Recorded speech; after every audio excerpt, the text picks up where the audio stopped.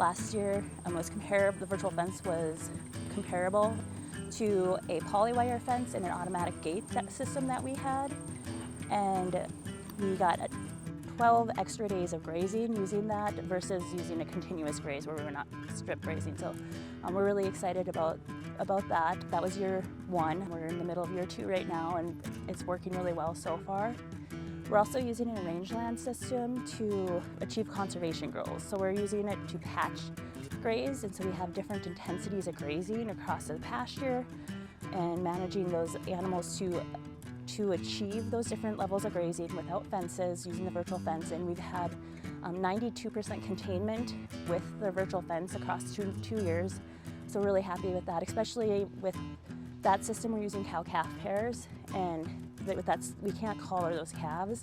And so there's a social aspect where those calves are pulling those cows out a little bit. And so I think 92% containment is really great considering that social aspect.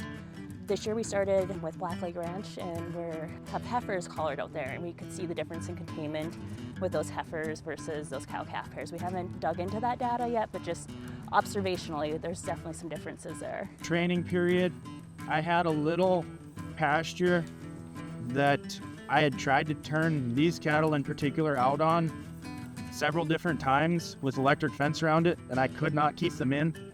And there was a slough next to it and some cornfields next to it, and they constantly were going through this electric fence. And so I was pretty skeptical that these collars wouldn't work. But we collared them, turned them out on this training pasture, and immediately I heard all the beeping.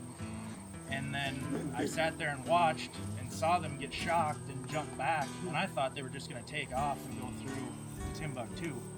And they didn't. The flexibility is the biggest win. You can put up a fence in minutes, assign it to some animals, and if it's not working, we can easily move that fence. And so that flexibility is, I think, the biggest piece.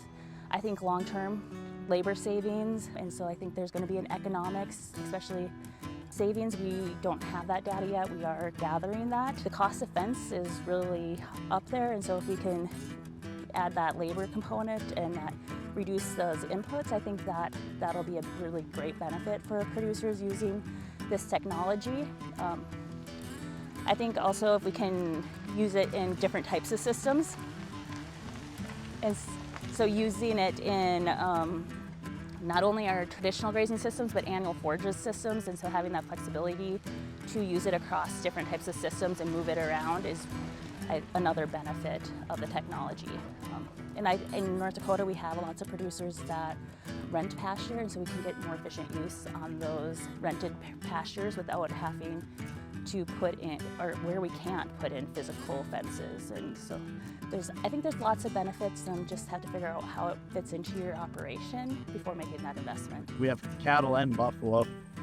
We did this trial with the cattle. Eventually it would be kind of cool to see if it would work on the buffalo. I hear that there might be some talks of that in the future. I'd be interested in doing it myself. Currently there's 4 companies in the U.S. We are still working with Vents because we have all the infrastructure, and that's what was written into our projects. But we are hoping to start using some of the other companies, Halter. I know some producers are using No Fence, as well as Halter in the state, and then the East Shepherd collars. One of our projects, we are partnered with University of Nebraska-Lincoln, and they're using the East Shepherd collars on their animals down there. So yeah, hoping to test the differences between the technologies and accuracy, and kind of put that in our costs as well, because I think that's all part of the consideration. And how user-friendly are they? They're pretty similar from what I've seen so far, as well as from containment. And so I do think it's going to come down to what works in your location, because some of them are using cellular, some of them are using base stations. What's the coverage in your area? And it's really going to impact the decisions you make.